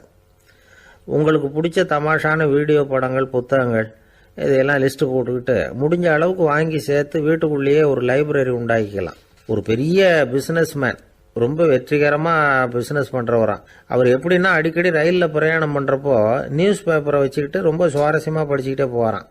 நியூஸ் பேப்பரில் அப்படின்னு சுவாரஸ்யமான விஷயம் அப்படின்னு எட்டி பார்த்தா அதுக்குள்ளே ஒரு காமிக் புஸ்தகத்தை வச்சுக்கிட்டு படிச்சுக்கிட்டு இருப்பாராம். என்னங்க அப்படின்னு கேட்டால், என் மனசு லேசாக இருக்கிறதுக்கு இது ரொம்ப உதவியாக இருக்குது அப்படின்பாரான். அது ஒரு பக்கம் இருக்கட்டும். சிரிப்புன்னா எல்லா விதமான தமாஷும் உடம்புக்கு நல்லதுன்னு நினச்சிடக்கூடாதான். ஜேம்ஸ் கரோல் அப்படிங்கிற அமெரிக்க உளவியல் நிபுணர் என்ன சொல்கிறார் தெரியுமா? அடுத்தவங்களை குறை சொல்கிறது, கேலி பண்ணுறது, நையாண்டி பண்ணுறது, இது மாதிரியான நகைச்சுவையெல்லாம் நல்லது செய்கிறது இல்லைங்கிறார் அவர். அடுத்தவங்களை தொந்தரவு பண்ணாத ஜோக்குகள் தான் எப்பவும் நல்லது. யாராவது ஜோக்கு சொன்னால் தாராளமாக சிரிக்கணும். ஒருத்தர் வந்தார், இன்னொருத்தரை கூட அழைச்சிக்கிட்டு என்கிட்ட காட்டினார். அவர் தன்னுடைய முகத்தை ரொம்ப சீரியஸாக வச்சுக்கிட்டு இருந்தார். என்னங்க விஷயம் அப்படின்னு விசாரித்தோம். வந்தவர் எங்களை பார்த்து சொன்னார், சார், இவர் கூட ஒரு பெரிய ப்ராப்ளம்னார். என்னன்னு, ஏதாவது ஒரு ஜோக்கு சொன்னால் உடனே சத்தம் போட்டு சிரிக்க ஆரம்பிச்சுடுறார் சார் அப்படின்னார். ஜோக்கை கேட்டுட்டு சிரிக்க ஆரம்பித்தா அது ப்ராப்ளம் இல்லையே அப்படின்னு சொன்னோம். சிரிக்க ஆரம்பிக்கிறது ப்ராப்ளம் இல்லை சார், ஆனால் அப்படி ஆரம்பிக்கிற சிரிப்பை அதுக்கப்புறம் நிறுத்தவே மாட்டேங்கிறார். நாள் கணக்கில் அது பாட்டு போயிட்டுருக்கு, அதுதான் ப்ராப்ளம் அப்படின்னார் அவர். ஒரு ஊரில் ஒரு மன்னர் இருந்தார். அவர் பக்கத்து தேசத்து மேலே படையெடுக்கணும்னு நினச்சிக்கிட்டு இருந்தார். அதையும் தன்னுடைய நாட்டோட சேர்த்துக்கணுங்கிற ஆசை. எப்போ படையெடுக்கலாம்னு யோசிச்சுக்கிட்டு இருந்தார். இப்படி யோசிச்சுக்கிட்டு இருந்த சமயத்தில் ஒரு பெரியவர் அவரை தேடிக்கிட்டு வந்தார். அவர் அடிக்கடி வருவார், அவர்கிட்ட பேசிக்கிட்டு இருப்பார். இப்போவும் அப்படி தான் வந்தார். என்ன மன்னா யோசனைன்னாரு. இவர் தன்னுடைய யோசனையை சொன்னார். இந்த சமயத்தில் மன்னருக்கு தாகம் எடுத்தது, தண்ணி குடிக்கணும் போல இருந்தது. உடனே அங்கே இருந்த ஒரு அரண்மனை பணியாளரை கூப்பிட்டார். போய் கொஞ்சம் தண்ணி கொண்டு வாப்பா அப்படின்னார். அந்த பணியாளர் போனார், ஒரு கோலையில் தண்ணி கொண்டு வந்தார். ராஜா கிட்ட நீட்டினார். ராஜா அதை வாங்கி குடிக்கிறதுக்காக வாய்கிட்ட கொண்டுட்டு போனார். அந்த நேரம் பார்த்து, மன்னா கொஞ்சம் பொறுங்கன்னார் இந்த பெரியவர். ஆவலோட குடிக்க போன மன்னர் அப்படியே நிறுத்திக்கிட்டு பெரியவரை பார்த்தார். இப்போ அந்த பெரியவர் சொன்னார், மன்னா, இப்போ உங்களை விட வலிமை உள்ள ஒரு சக்தி உங்களுக்கு தண்ணி கொடுக்க மறுத்துடுதுன்னு வைங்க, உங்களை குடிக்க விடாமல் தடுத்துடுது அப்படின்னா, இப்போ இந்த ஒரு கோவலை தண்ணீரை என்ன விலை கொடுத்து வாங்குவீங்க அப்படின்னு கேட்டார். இப்போ எனக்கு இருக்கிற தாகத்துக்கு என்னுடைய அரசாங்கத்தில் பாதியையாவது கொடுத்து இந்த தண்ணியை வாங்கறதுக்கு தயங்க மாட்டேன்னார் அவர். சரி, இப்போ அந்த தண்ணியை குடிங்கன்னார் பெரியவர். மன்னர் ஆவலோடு அந்த தண்ணியை குடிச்சு முடித்தார். அதுக்கப்புறம் கொஞ்ச நேரம் தன்னுடைய படையெடுப்பை பற்றி சொல்லிக்கிட்டு இருந்தார். கொஞ்ச நேரம் கழித்து மறுபடியும் இந்த பெரியவர் கேட்டார், மன்னா, இப்போ நீங்கள் ஒரு கோவலை தண்ணீரை குடிச்சு முடிச்சுட்டீங்க. இப்போ அந்த தண்ணீர் உங்கள் உடம்பை விட்டு வெளியில் வரக்கூடிய பாதை அடப்பட்டு போச்சு அப்படின்னு வச்சுங்க, அதை வெளியேற்றுவதற்காக நீங்கள் எவ்வளவு செலவழிப்பீங்க அப்படின்னு கேட்டார். மன்னர் யோசனை பண்ணார். அப்படி ஒரு நிலைமை ஏற்பட்டு போச்சுன்னா என்னுடைய அரசாங்கம் பூராவையும் அதுக்கு ஈடாக தர்றதுக்கு கூட தயங்க மாட்டேன்னார். இப்போ அந்த பெரியவர் சொன்னார், எந்த அரசாங்கத்தின் மதிப்பு ஒரு கோவலை தண்ணீர் அளவுக்கு கூட இல்லையோ அந்த அரசாங்கத்தை அடையணுங்கிற பேராசையில் மனிதர்கள் தங்களுடைய சகோதரர்கள் கூடவே சண்டை போட்டுக்கிறாங்களே, அதில் ஏதாவது அர்த்தம் இருக்குதா அப்படின்னாராம். மன்னருக்கு இப்போ தான் அர்த்தம் புரிஞ்சுதான். மனசில் தெளிவு உண்டாச்சு. தன் மனசுக்குள்ளே உண்டான வெறியை விரட்டி அடிச்சு விட்டார். அதுக்கப்புறம் நிம்மதியாக ஆட்சி புரிஞ்சார். இப்படி ஒரு கதை. உயிருக்கு என்ன விலை கொஞ்சம் யோசனை பண்ணி பாருங்கள். ஆனால் அது இப்போ எவ்வளோ மலிவாக போயிட்டுது, அதையும் யோசனை பண்ணி பாருங்களேன். ஆசை பேராசையாக மாறுது, அப்புறம் அது வெறியாக ஆகுது, அதுக்கப்புறம் பைத்தியம் முடியுது. இந்த காலத்து மனிதர்களுக்கு 2 விதமான பைத்தியம் பிடிச்சிருக்கிறதாக ஒரு பெரியவர் சொல்கிறார். ஒன்று பணம், இன்னொன்று அதிகாரம். இதெல்லாம் எவ்வளவு காலத்துக்கு நீடிக்கும்? ஒரு சர்வாதிகார நாட்டில் 3 பேர் ஜெயிலில் இருட்டு அறையில் பேசிக்கிட்டு இருக்கிறாங்க.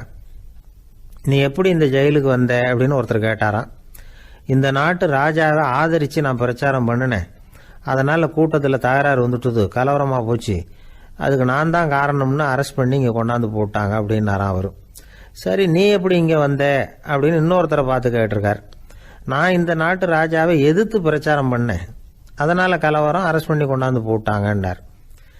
சரிப்பா, நீ எப்படி அங்கே வந்த அப்படின்னு 3வது ஆளை பார்த்து இவங்க கேட்டாங்களாம். இதுக்கு அந்த ஆள் மெதுவாக வெளிச்சத்துக்கு வந்து நான் தான் இந்த நாட்டு ராஜா அப்படின்னாராம். ஒரு நண்பர் ஆனந்தமாக சிகரெட் பிடிச்சிக்கிட்டு இருந்தார். இந்த பழக்கத்தை விட்டுவிடுங்களேன் அப்படின்னு சொல்லி பார்த்தோம். விட்டுடலாம்னு தான் பார்க்குறேன், ஆனால் முடியலையேன்னார். மனசு வச்சா எல்லாம் முடியும் அப்படின்னோம். அவர் கொஞ்ச நேரம் யோசனை பண்ணார். அப்புறம் சொன்னார், சரி சார், இதுதான் நான் பிடிக்கிற கடைசி சிகரெட் அப்படின்னு சொல்லி ரொம்ப அழுத்தமாக புகையை உள்ளுக்கு இழுத்தார். அதுக்கப்புறம் அந்த துண்டு சிகரெட்டை வீசி எறிஞ்சுட்டார். ஒருத்தர் இது மாதிரி தீர்மானம் பண்ணி தன்னுடைய கடைசி சிகரெட்டை தூக்கி எறிஞ்சுட்டாருன்னா அது ஒரு பெரிய விஷயம்தான். அதுக்கு பிறகு அவர் உடம்புல படிப்படியாக என்னென்ன மாற்றங்கள் நடக்கும் அப்படிங்கிறத பற்றி ஒரு விவர பட்டியலே வெளியிட்டிருக்கிறாங்க. அது என்ன விவரம் தெரியுமா?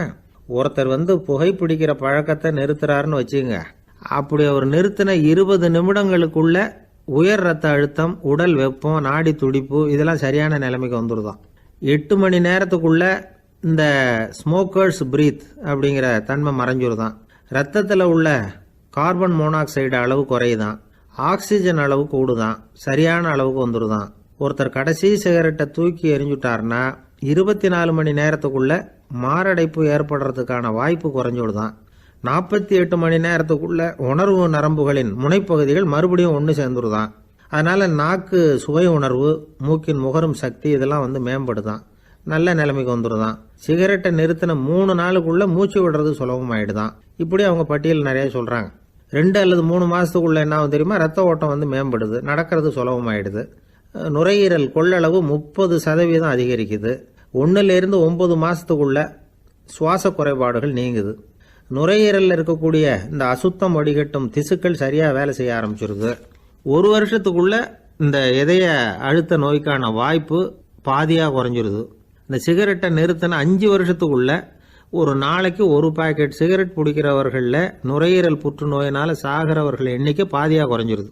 புற்றுநோய் செல்கள் சீரமைக்கப்படுது. ஆக ஒருத்தர் புகைக்கிறத விட்டுணும்னு தீர்மானம் பண்ணி தன் கையில் இருக்கிற சிகரெட்டை இதுதான் கடைசின்னு சொல்லி தூக்கி எறிஞ்சுட்டா அதுக்கப்புறம் படிப்படியாக இவ்வளவு நன்மைகளும் மாற்றங்களும் ஏற்படுறதாக இந்த அமெரிக்கன் கேன்சர் சொசைட்டி தெரிவிச்சிருக்குது. அதனால் புகைப்பழக்கம் உள்ளவங்க இதையெல்லாம் கொஞ்சம் யோசித்து பார்த்து அந்த பழக்கத்தை விட்டு விடுறது ரொம்ப நல்லது. ஆனால் அதையெல்லாம் நாம் சொன்னால் யார் கேட்குறாங்க? என்னுடைய நண்பர் ஒருத்தர் புகைப்பழக்கம் உள்ளவர், அவர் என்கிட்ட சொன்னார், சார், சிகரெட் பிடிக்கிற பழக்கத்தை விட்டு விடுறது என்னை பொறுத்த வரைக்கும் ஒன்றும் பெரிய கஷ்டமான செயல் இல்லை, அது ரொம்ப சுலபம் அப்படின்னார். எப்படி சொல்கிறீங்கன்னு கேட்டேன். நான் ஏற்கனவே 20 தடவை அந்த பழக்கத்தை விட்டுருக்கேன் சார் அப்படின்னார் ரொம்ப பெருமையாக. ஒரு குழந்தை பிறந்து தான் ஒரு வீட்டில், அந்த குழந்தைக்கு என்ன பேர் வைக்கிறதுங்கிறது ஒரு தகராறு. இந்த குழந்தைக்கு என்ன பேர் வைக்கிறதுங்கிறதுல தகராறு வந்துடுது. யார்? கணவனுக்கும் மனைவிக்கும். அவன் என்ன சொல்கிறான், எங்கள் அப்பா பேரை தான் வைக்கணுங்கிறான் அவன். இந்த அம்மா என்ன சொல்லுது, இல்லை எங்கள் அப்பா பேரை தான் வைக்கணும் அப்படிங்குது. இது காலையிலேருந்து சண்டை, தகராறு. எதிர்த்த வீட்டுக்காரன் பார்த்தான், இது என்ன காலையிலேருந்து எதிர்த்த வீட்டில் தகராறு நடக்குது, என்னென்னு போய் கேட்டிருக்கான். என்னம்மா உங்களுக்கு உள்ள தகராறு, காலையிலேருந்து பார்த்தேன் அப்படின்னா. ஒன்றும் இல்லைம்மா, எங்கள் குழந்தைக்கு பேர் வைக்கிறதுல எங்களுக்கு உள்ளே ஒத்து போக முடியல, நான் எங்கள் அப்பா பேரை வைக்கணுங்கிறேன், அந்த அம்மா அவங்க அப்பா பேரை வைக்கணுங்குது, அதுதான் எங்களால் குடும்பத்தில் ஒரு நிம்மதி இல்லாமல் இருக்கிறோம், தகராறு பண்ணிகிட்ருக்கோம் அப்படின்னு நானா. அப்போ எதிர்த்த வீட்டுக்காரன் சொல்லியிருக்கான், எதிர்த்த வீட்டுக்காரன்னு நான் எதுக்கு இருக்கிறேன், நான் பஞ்சாயத்து பண்ணி வைக்கிறேன், உங்களுக்குள்ள என்ன இது பேர் தானே வைக்கணும், ஏன்ப்பா உங்கள் அப்பா பேர் என்ன அப்படின்னு அவனை கேட்டிருக்கான். எங்கள் அப்பா பேர் சீனிவாசன் அப்படின்ட்டுருக்கான். இந்த அம்மாவை உங்கள் அப்பா பேர் என்னம்மா, கிருஷ்ணன் அப்படின்னு சொல்லி. இவன் யோசித்து பார்த்தான், குழந்தைக்கு சீனிவாச கோபாலகிருஷ்ணன்னு பேர் வைங்க போங்க அப்படின்ட்டு போயிட்டான். ஏற்ற விட்டுக்கு தீர்த்து வச்சுட்டு போயிட்டான். போனதுக்கப்புறம் இவங்க 2 பேரும் பேசிக்கிட்டாங்க. சரி, இந்த சீனிவாசன் சரி, கிருஷ்ணன் சரி, நடுவில் கோபாலம் யார் அப்படின்னு சொல்லி அவனை போய் இழுத்துட்டு வந்தான். எழுத்து வீட்டில் போய், அது யாரா, அது இங்கே வா, அது யாரா கோபால, அது எங்கள் அப்பா பேர். நீ அதை மட்டும் எதுக்கு விட்டு வைக்கிற, அதையும் சேர்த்து வச்சுட்டு போடான்னு. அதாவது குடும்பத்தில் வந்து ஒரு கணவனும் மனைவியும் ஒரு சின்ன விஷயத்தில் கூட ஒத்து போகலைன்னா இப்படி தான் ஏற்று விட்டுக்காரன் பஞ்சாயத்துக்கு வருவான். கோபாலன் வந்து குறுக்க வருவான் ஒருத்தன்.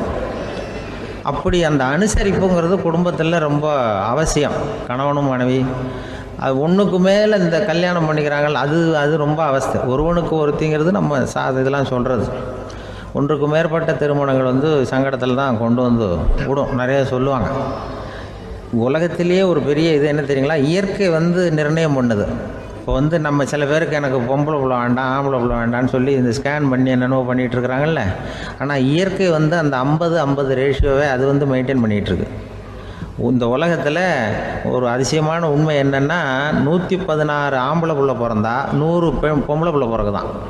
உலக அளவில் 116 ஆம்பளை பிள்ளை பிறந்தா 100 பொம்பளை பிள்ளை பிறகுது. இது எதுக்கு 16 அதிகமாக பிறகுதுன்னா, அந்த வாலிப வயசு அடையிறதுக்குள்ளே 16 செத்து போகுது. 16 அங்கங்கே ஓடுறது கொஞ்சம் முரட்டுத்தனமாக போகிறதுனால செத்து போகுது. அந்த 50-50 இந்த ஒருத்தருக்கு ஒருத்தங்கிற ரேஷியோவை இயற்கை வந்து மெயின்டைன் பண்ணிகிட்டு இருக்கு. அது ஒரு பெரிய அதிசயம். அதை விட பெரிய அதிசயம் என்னென்னா, இந்த உலக யுத்தம் நடந்ததில்ல, முதல் உலக யுத்தம், 2வது யுத்தம், அப்போ பார்த்துருக்குறாங்க, கணக்கு எடுத்துருக்குறாங்க. அந்த யுத்தம் முடிஞ்ச பிறகு 116 ஆம்பளை பிள்ளைக்கு பதிலாக 160 170 பிறக்க ஆரம்பிச்சுதான். 100 பெண் குழந்தைக்கு 170 180 ஆண் குழந்தை. இது எதுக்குன்னா, அந்த போரில் செத்து போகுதில்ல ஆம்பளை பிள்ளைகள், அதை ஈடுகட்டுறதுக்காக அதிகமாக பிறக்க ஆரம்பிச்சிருக்கு. அந்த அளவுக்கு வந்து இயற்கை வந்து ஒரு பெரிய ரேஷியோவை மெயின்டைன் பண்ணுது. அதாவது ஒருவனுக்கு ஒருத்திங்கிறத அது சொல்லிகிட்டு இருக்கு. புறாவெல்லாம் வளர்த்திங்கன்னா, நான் கூட புறா வளர்த்துருக்குறேன் ஊரில். புறா வளர்த்திங்கன்னா ஒரு தடவைக்கு 2 முட்டை தான் விடும் ஒரு வீட்டுக்கு. அந்த 2 முட்டையும் குஞ்சு பறிச்சுன்னா அதில் ஒன்று வந்து ஆணாக இருக்கும், ஒன்று பொண்ணாக இருக்கும். அது எந்த முட்டை ஆண் எந்த முட்டை பெண்ணுங்கிறத இயற்கை நிர்ணயம் பண்ணுது. அதை வந்து நம்ம மாற்றவே முடியாது. ரெண்டையும் அந்த பெண்ணாவோ 2 ஆணாவோ மாற்ற முடியாது நம்ம. அதனால் அந்த இயற்கையை புரிஞ்சுக்கிட்டு நாம் நடந்துக்கணும். அதனால தான் ஒரு கணவன் ஒரு மனைவி, அதான் ஒருத்தருக்கு ஒருத்தங்கிறது. ஒன்றுக்கு மேலேனா சங்கடம் தான். ஒரு பஸ்ஸில் வந்து ரெண்டு பெண்கள் வந்துக்கிட்டு இருந்தாங்களாம். பஸ்ஸு பிரயாணம். 2 பெண்கள் வந்து பக்கத்தில் உட்காந்துருக்காங்க. அந்த கண்டக்டரை கூப்பிட்ருக்காங்க, இங்கே வாயா அப்படின்னு அந்த ஒரு அம்மா கூப்பிட்ருக்கு. என்னம்மா அப்படின்ட்டுருக்கார். வந்து இந்த ஜன்னலை திறந்து விட்டு போ அப்படின்னு. சரின்னு அதுக்கு பக்கத்தில் இருந்த ஜன்னலை திறந்து விட்டு அவர் போயிட்டார். பக்கத்தில் இருந்தம்மா உடனே இங்கே வாயா மறுபடியும் வாயான்னு கூப்பிட்ருக்கு. வந்து என்ன இந்த ஜன்னலை மூடி விட்டு போ அப்படின்ட்டுருக்கு. மூடி விட்டு போனார். மறுபடியும் அந்த முன்னாடி கூப்பிட்டது வாமா வாயான்னு மறுபடியும் கண்டக்டரை கூப்பிட்டு, என்ன இந்த பார், இந்த ஜன்னலை வந்து நீ மூடி வச்சின்னா நான் மூச்சு திணறி செத்து போடுவேன். அப்புறம் உடனே பக்கத்தில் இருந்தம்மா தபாரியா அந்த அம்மா பேச்சை கேட்டுட்டு நீ திறந்து வச்சின்னா நான் குளிர் தாங்காமல் செத்து போடுவேன் அப்படின்ட்டு அவர் தலையை பிச்சுக்கிறார் கண்டக்டர். என்னடா பெரிய ரொம்ப போச்சேன்னு, கொஞ்சம் தூரம் பிரயாணம் இதில் கூட அட்ஜஸ்ட் பண்ணி போகக்கூடாதா அப்படின்னு. அப்போ அந்த பஸ்ஸில் பின்னாடி ஒருத்தன் கடைசி சீட்டில் வெயில் தாங்காமல் சட்டையெல்லாம் கட்டி போட்டுட்டு ஒரு கிராமத்து ஆள் பீடி குடிச்சிட்டு வரான். அவர் கூப்பிட்ருக்கான் அந்த ஆள், அந்த கண்டக்டர், இங்கே வாயா அங்கே என்ன தகராறு அப்படின்னு. அந்த எதிர்த்து வீட்டுக்காரன் வந்தானே முன்னாடி பஞ்சாயத்துக்கு, அது மாதிரி கண்டக்டர் இங்கே வாயா, அவன் ஏன் நீ என்ன சொல்ல போகிற அப்படின்ட்டு வந்திருக்கான். சட்டையெல்லாம் கேட்டு போட்டு பீடி குடிக்கிறோம், பீடி புகையை ஊதி விட்டு அங்கே என்ன தகராறு அப்படின்னு கேட்டிருக்கான். ஒன்றும் இல்லையா, அந்த அம்மா வந்து ஜன்னலை திறந்தா செத்து போவேங்கிறது, இந்த அம்மா ஜன்னலை மூடுனா செத்து போவேங்கிறது, நான் என்னையா பண்ணுறது ஒரு ஆள், இதுக்கு ஏன் கவலைப்படுறேன், நான் சொல்கிறத கேள்வி, நான் தீர்த்து வைக்கிறேன் பிரச்சனையை அப்படின்னு சொல்லிவிட்டு பீடியை எடுத்துவிட்டு புகையை ஊதிவிட்டு சொன்னானா, கொஞ்ச நேரம் அந்த ஜன்னலை மூடி வை, அந்த அம்மா செத்து போவோம், அப்புறம் திறந்து வை, இந்த அம்மா செத்து போவோம், நாம் நிம்மதியாக போகலாம் அப்படின்னு சொல்லிட்டு பீடி குடிக்க ஆரம்பிச்சிட்டான். அவருக்கு கோவம் வந்துட்டுது கண்டக்டருக்கு. உனக்கு என்னையா நீ பாட்டுக்கு சொல்லிட்டு போடுவ, அந்த 2 அம்மாவும் செத்து போச்சுன்னா அவங்க வீட்டுக்காரனுக்கெல்லாம் யார் பதில் சொல்கிறது அப்படின்னா, கவலையே படாத, 2 பேருக்கும் நான் தான் வீட்டுக்காரன். அதனால தான் அந்த யோசனையை சொன்னேன் அவங்ககிட்ட. அப்புறம் இதுதான், இந்த ஒன்றுக்கு மேலே போச்சுன்னா அது இயற்கைக்கு விரோதம், இப்படிலாம் ஆகும். அதனால தான் அவன் அவ்வளவு ஒன்றுமே வேண்டான்ட்டு கடைசி பெஞ்சு இதில் போய் சீட்டில் உட்காந்துக்கிட்டான்.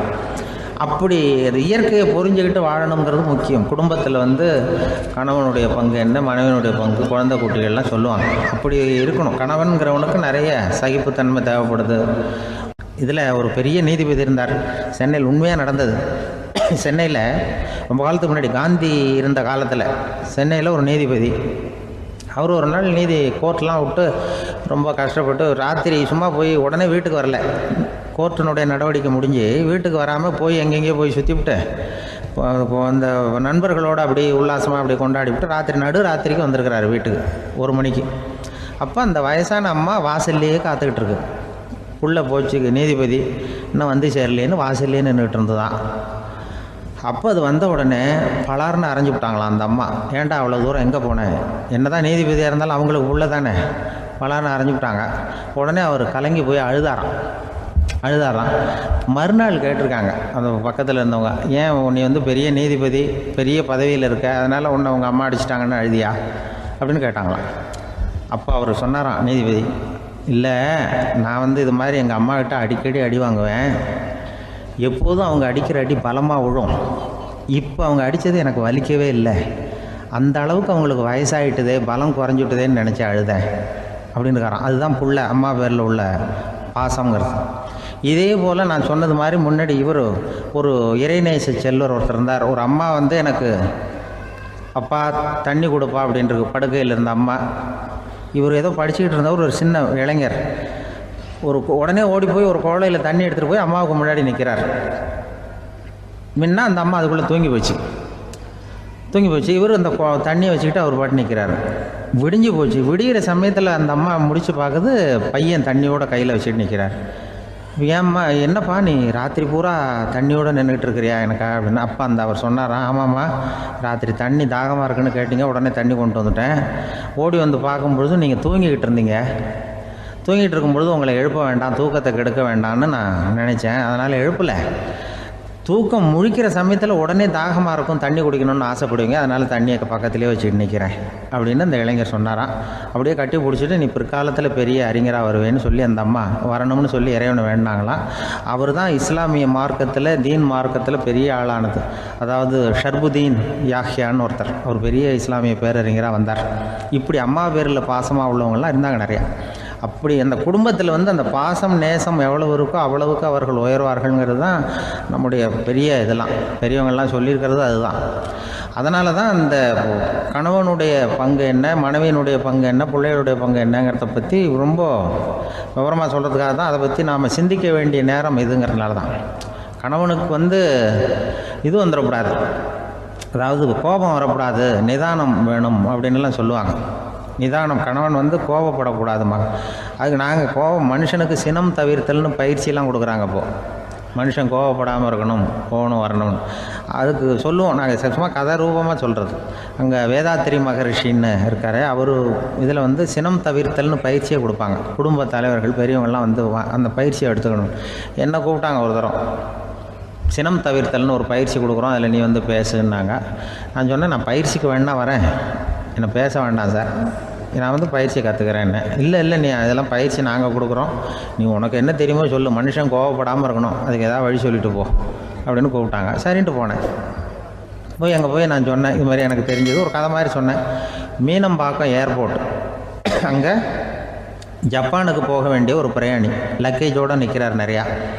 இதை வாங்கி பிளேனில் ஏற்றக்கூடிய ஒரு தொழிலாளி அவர்கிட்ட ஒரு சண்டை போடுறார், அடிக்க போகிறார், திட்டுறாரு, கண்டாமலான்னு திட்டுறார்.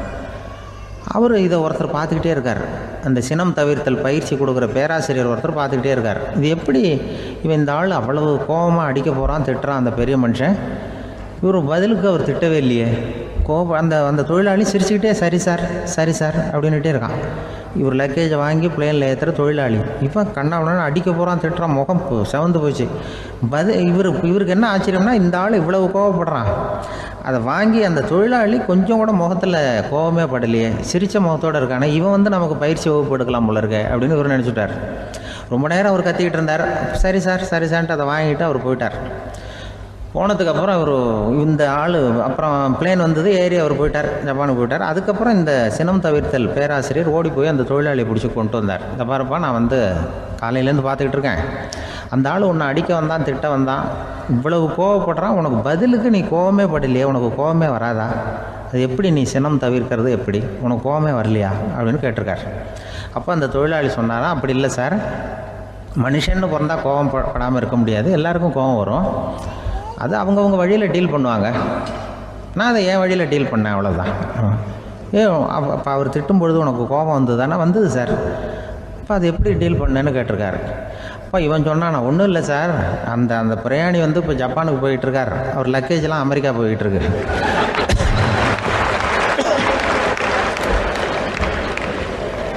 இதுக்கு நாம் எதுக்கு சார் அனாவசியமாக அவன்கிட்ட போய் சண்டை போட்டுக்கிட்டேன்? அப்படி மாற்றி ஏற்றி விட்டா அவன் போய் பார்த்துக்கிறான் எங்கேயாவது. அதுதான் நான் சினம் தவிர்க்கிற வழி அப்படின்னு சொன்னாரான். உடனே இதை தான் எனக்கு தெரிஞ்சது கோபம் வராமல் இருக்கிறதுன்னு அங்கே பேசினேன் அந்த கூட்டத்தில். அதுக்கப்புறம் இன்ன வரைக்கும் அவங்க கூப்பிடுறதே இல்லை என்ன. ஏன்னா நாங்கள் வந்து முறையாக ஒருத்தன் கோவப்படாமல் இருக்கிறதுக்கு என்ன வழின்னு சொல்லி கொடுத்துட்ருக்குறோம். நீ எப்படி பண்ணுறியப்பா அப்படின்னு சொல்லி. இப்போ எப்படின்னா, ஒரு 600 வருஷத்துக்கு முன்னாடி மனுஷனுக்கு இருந்த நெருக்கடி இருக்குது பாருங்கள். ஒரு 600 வருஷத்துக்கு முன்னாடி மனுஷனுக்கு எவ்வளோ நெருக்கடி இருந்ததோ அதுபோல் 40 பங்கு இப்போ அதிகமாகிட்டு தான் கண்டுபிடிச்சி சொல்லியிருக்கிறாங்க. அவ்வளவு நெருக்கடிக்கு மத்தியில் நாம் வாழ்ந்துக்கிட்டு இருக்கிறோம். ஒரு 600 வருஷத்துக்கு முன்னாடி என் தலையில் 1 கிலோ வச்சுக்கிட்டு நின்னேன்னு வைங்க, இப்போ 40 கிலோ வச்சுக்கிட்டு நிற்கிறேன். அப்படி ஒவ்வொரு மனுஷனுக்கும் வாழ்க்கையில் நெருக்கடி அதிகமாக போச்சு. இப்போ இந்த நெருக்கடியில் முன்னாடிலாம் யாரோ ஒருத்தர் தான் தியானம் பண்ணுவாங்க. தியானம்னா ஒருத்தர் 2 பேர் காட்டுக்கு போய் தியானம் பண்ணிகிட்டு இருப்பாங்க 600 வருஷத்துக்கு முன்னாடி. இப்போ வீட்டுக்கு வீடு தியானம் நடக்குது. ஏன்னா அந்தளவுக்கு வாழ்க்கையில் ஒரு நிம்மதி வேணும் அப்படின்னு சொல்லி பண்ணிட்டாங்க. அதுக்கு தான் இயற்கை கொடுத்துருக்கிற ஒரு இயற்கையான வைத்தியம்தான் சிரிப்புங்கிறது. இதை பற்றி பெரியவங்கள்லாம் இப்போ ஆராய்ச்சி பண்ணிகிட்டு இருக்கிறாங்க. சிரிப்புங்கிறது நாம் பிறந்து ஒரு 6 மாதத்தில் தான் முதல் தடவையாக விவரமாக சிரிக்க ஆரம்பிக்கிறோமா. நாம் பிறந்து 6 மாதத்துக்கு, அதாவது முதல் தடவை சிரிக்க ஆரம்பிக்கிறது ஒரு 6ஆவது வாரம், 1.5 மாதத்தில் தான் குழந்தை வந்து விவரமாக சிரிக்க ஆரம்பிக்குது. அப்புறம் அப்படியே சிரிக்க ஆரம்பிக்கிறோமா. அதையெல்லாம் இப்போ கணக்கு எடுத்துருக்குறாங்க. ஒரு குழந்தை ஒரு நாளைக்கு 200 தடவை சிரிக்குதான் ஒரு குழந்தை. பெரியவங்கள்லாம் 15 தடவை சிரிக்கிறாங்களாம். 200 தடவை சிரிச்சுக்கிட்டு இருந்த நாம் அப்படியே குறைஞ்சி 15 ஆகிட்டு. அதனால தான் இருதய நோயெல்லாம் வருது, ஹார்ட் அட்டாக்லாம் வருதுன்னு கண்டுபிடிச்சிருக்கிறாங்க. 200 சிரிப்புக்கு வந்து அது வந்து இயல்புத்தன்மை, மனுஷனுடைய இயல்புத்தன்மை சிரிக்கிறது. அதுக்கு ஜோக்கே தேவைப்படாது. ஆனால் இப்போ காலங்காலமாக நாம் என்ன போதிக்கப்பட்டு வந்திருக்கிறோம்னா, சிரிப்புங்கிறது ஒரு பாவமான செயல். ஒரு முதலாளிக்கு முன்னாடி தொழிலாளி சிரித்தா மரியாதை குறைச்சல், ஒரு கணவனுக்கு முன்னாடி மனைவி சிரித்தா மரியாதை குறைச்சல், அது மாதிரி ஒரு வாத்தியாருக்கு முன்னாடி பையன் சிரித்தா மரியாதை குறைச்சல், ஒரு ஆஃபீஸருக்கு முன்னாடி பியூனு சிரித்தா மரியாதை குறைச்சல், இப்படின்னு சொல்லி சிரிப்புங்கிறது ஏதோ மரியாதை குறைவான செயல்னு காலங்காலமாக நாம் போதிக்கப்பட்டு வந்திருக்கிறோம். இப்போ மரபு ரீதியாகவே அந்த சிரிப்பு வந்து நம்மகிட்ட சிறைப்பட்டுருக்கு தான், அடங்கி போச்சு. அந்த சிறைப்பட்டிருக்கிற சிரிப்பை வெளியில் கொண்டு வர்றதுக்கு தான் ஜோக்குன்னு ஒரு சாவியை போட வேண்டியிருக்கு. வேறு இந்த ஜோக்குக்கும் சிரிப்புக்கும் சம்மந்தம் இல்லை. அதை ஏற்கனவே இருக்கிறத வெளில கொண்டு வரதுக்கு ஒரு சாவி மாதிரி உபயோகப்படுதுன்னு இப்போ அதை பற்றி ஆராய்ச்சி பண்ணுறவங்களாம் சொல்கிறாங்க. ஏன்னா சிரிப்புக்கு ஜோக்கு தேவைப்படாது. இப்போ ஒரு குழந்தை தொட்டிலில் படுத்துருக்குன்னு வைங்களேன், குழந்தை தொட்டிலில் இருக்குது, அது முகத்துக்கிட்ட போய் ஒரு கிளுகிழுப்பை ஆட்டுங்க சிரிக்கும். அந்த கிளுகிழுப்பை சத்தமே சிரிக்க வைக்கிறதுல அதுதான் மனுஷனுடைய இயல்புத்தன்மை. அது என்ன ஜோக்காது? சத்தம். ஒரு கிளுகிழுப்பையை கொண்டு போய் குழந்தை முகத்துக்கிட்ட ஆட்டினா சிரிக்குதே, அதுதான் இயல்புத்தன்மை. அதே கிளுகிழுப்பையை ஒரு தாத்தா மூஞ்சிக்கிட்ட ஆட்டுங்க, கோவம் வந்துடும், அடிக்க வருவார். என்னடா விளையாட்டு இது அப்படிம்பாரு. ஏன்னா அவர் சிரிச்சுக்கிட்டு இருந்தவர், அப்படி இருந்தவர் ஒரு காலத்தில். ஒரு கிளுகிழுப்புக்கு சிரித்தவர் ஒரு காலத்தில் இப்போ கோவப்படுறாருன்னா அந்த அளவுக்கு நம்ம மாறி போயிட்டே வந்துக்கிட்டு இருக்கிறோம். அதனால் வந்து அந்த இயல்புத்தன்மை மாறாமல் இருக்கணுங்கிறது ரொம்ப முக்கியம். அதுக்காக எல்லோரையும் குழந்தையாக்க முடியாது. மனுஷன் வந்து எல்லோரும் இனிமேல் வந்து வயசுங்கிறது கூட ஆகிட்டே தான் இருக்கும். அதுக்காக குறைச்சிக்கிட்டே போக முடியாது. அதுக்கு யாராவது மருந்து கண்டுபிடிச்சா தான் உண்டு. ஆனால் ஒருத்தர் மருந்து கண்டுபிடிச்சாராம், சொல்லுவாங்க. ஒரு டாக்டர் வந்து ஒரு மாத்திரை கண்டுபிடிச்சாராம். ஒரு மாத்திரை சாப்பிட்டா ஒரு வயசு குறையும், ஒரு மாத்திரை சாப்பிட்டா ஒரு வயசு குறையும் அப்படின்னு ஒரு மாத்திரையை கண்டுபிடிச்சிருக்காரு. ஒரு பாட்டி அம்மா, 90 வயசு பாட்டி, அது போயிருக்கு. அதே டாக்டர்கிட்ட போய், ஐயா எனக்கு ஒரு பாட்டில் மாத்திரை கொடுங்க, இந்த வயசு குறையிற மாத்திரை அப்படின்றது. அவர் ஒரு பாட்டில் கொடுத்தாரு மாத்திரை. பாரும்மா பாட்டியம்மா, ஒரு மாத்திரை சாப்பிட்டா ஒரு வயசு குறையும், எடுத்துகிட்டு போகணும்னு கொடுத்துருக்காரு டாக்டர். இந்த 90 வயசு பாட்டி எடுத்துகிட்டு வீட்டுக்கு வந்துட்டு மறுநாள் அதே டாக்டர்கிட்ட போயிருக்கு. 30 வயசு பொண்ணாக போச்சான். 30 வயசு பொண்ணாக மாறி அதே டாக்டர்கிட்ட போயிருக்கு. இடுப்பில் ஒரு கை குழந்தை, அது சட்டை கிட்ட போடாமல் கெட்டவரில் வாயில் வச்சுட்டு உட்காந்துருக்கு. நேராக டாக்டர்கிட்ட போய், டாக்டர் நேற்று வந்தேன், ஏதோ ஒரு மாத்திரை சாப்பிட்டா ஒரு வயசு குறையினீங்க, நான் ஏதோ ஒரு ஆர்வத்தில் ஒரு 30-40 மாத்திரை சாப்பிட்டேன், இப்படி ஆகிட்டேன் அப்படின்னு. இப்போ டாக்டர் சொல்லியிருக்காரு, இதுக்கு ஏமா வருத்தப்படுற, எல்லோரும் வந்து வயசு குறையணும்னு தான் நினைக்கிறாங்க, உனக்கு வயசு குறைஞ்சிட்டுது, நீ சந்தோஷப்படு, இதுக்கே மறுபடியும் என்னட்ட வந்திருக்கிற அப்படின்னாரான் டாக்டர். அப்போ அந்த அம்மா சொல்லித்தான், என்னை பற்றி பரவாயில்ல டாக்டர், என் இடுப்பில் பாருங்கள் கை குழந்தை, இது சட்டை கிட்ட போடாமல் உட்காந்துருக்கு, கட்டவரில் வாயில் வச்சுட்டு உட்காந்துருக்கு, இது ரொம்ப ஆர்வத்தில் ஒரு 70 மாத்திரையை சாப்பிட்டு விட்டுது, இது என் வீட்டுக்காரரு. இவர் இடுப்பை விட்டு கீழே இறங்க மாட்டேங்கிறாரு. நான் எதையாவது கொடுத்து இனிமேதான் வயசை கூட்டி இறக்கி விடுங்க டாக்டர் அப்படின்னு தான். அவர் ஏதோ நமக்கும் இதுக்கும் சம்மந்தம் இல்லைங்கிறது மாதிரி கட்டாரில் வச்சுட்டு அவர் பாட்டு உட்காந்துருக்கார். ஏதோ நமக்கு இந்த உலகமே இல்லை, நமக்கு சம்மந்தம் இல்லைங்கிற மாதிரி உட்காந்துருக்காரு. இப்படியே நான் தூக்கிட்டு எங்கே அலையிறது இது அப்படின்னு தான். அதனால் வயசை குறைக்கிறது இயற்கைக்கு விரோதமாக நாம் பண்ண முடியாது. ஆனால் இந்த இயல்புத்தன்மை மாறாமல் வச்சுக்கலாம். குழந்தை மாதிரி மாற முடியாதே தவிர அந்த குழந்தை தன்மையோடு வாழறதுக்கு கற்றுக்கணும். அதுதான் வாழ்க்கையில் இன்பமாக வாழறதுக்கு வழி. குழந்தைத்தனமாக இருக்கக்கூடாது, குழந்தை தன்மையோடு இருக்கணும்னு சொல்லுவாங்க. குழந்தை தன்மைங்கிறது வேறு, குழந்தைத்தனம்ங்கிறது வேறு. அப்படி ஒரு மாத்திரை கண்டுபிடிச்சிட்டா இப்போ யாராவது ஒருத்தவங்க இடுப்பில் குழந்தைய தூக்கிட்டு போனால் போய் கேட்கணும், ஏம்மா இது ஏன் வீட்டுக்காரரா உன் குழந்தையா அப்படின்னு கேட்டு அதுக்கப்புறம் அவருக்கு வணக்கம் சொல்லணும். இப்படிலாம் ஆகிடும் நிலைமை. இயற்கையை நம்ம மாற்ற முடியாது. அதுக்கு தகுந்தாப்புல தான் நாம் பண்ணணும். குழந்தை தன்மையோடு வாழறதுக்கு குடும்பத்தில் குழந்தை தன்மைங்கிறது எப்படின்னா, இப்போ சில பேருக்கு அந்த குழந்தைத்தன்மை உண்டு. ஒரு வீட்டில் ஒரு புள்ள படுத்துருக்கு, அம்மா எழுப்புறாங்க, காலேஜுக்கு நேரமாச்சு எழுந்திரிப்பா, காலேஜுக்கு நேரமாச்சு எழுந்திரிப்பா அப்படின்ற. அந்த அம்மா அந்த புள்ள சொல்லியிருக்கு, ஐயோ எனக்கு காலேஜுக்கு போகிறதுக்கே பிடிக்கலம்மா, என்னை தொந்தரவு பண்ணாத, காலேஜுக்கு போகிறதுக்கு எனக்கு பிடிக்கல அப்படின்னு தான். அப்போ அந்த அம்மா சொல்லியிருக்கு, ஏன் உனக்கு காலேஜுக்கு போகிறதுக்கு பிடிக்கல, கல்லூரிக்கு போகிறதுக்கு, அதுக்கு 2 காரணம் சொல்லு அப்படின்னுருக்க. அப்போ அந்த புள்ள சொல்லித்தான், ஏன் பிடிக்கலன்னா கல்லூரியில் இருக்கிற வாத்தியாருக்கும் என்ன பிடிக்க மாட்டேங்குது, ஆசிரியர்களுக்கும். 2வது காரணம், கல்லூரியில் படிக்கிற மாணவர்களுக்கும் என்ன பிடிக்கல, அதனால் நான் காலேஜுக்கு போக மாட்டேன்ற குழந்தை இந்த புள்ள சொல்லியிருக்கு. அம்மா அப்படிலாம் நீ இதுக்காக போகாமல் இருக்கக்கூடாது, நீ போய் தான் ஆகணும் அப்படின்னு பிடிவாதமாக அந்த அம்மா பிள்ளைய எழுப்புனாங்களாம். சரி, நான் எதுக்கு காலேஜ் போகணும்னு சொல்கிறேன், அதுக்கு நீ 2 காரணம் சொல்லு அப்படின்னு தான் அந்த புள்ள.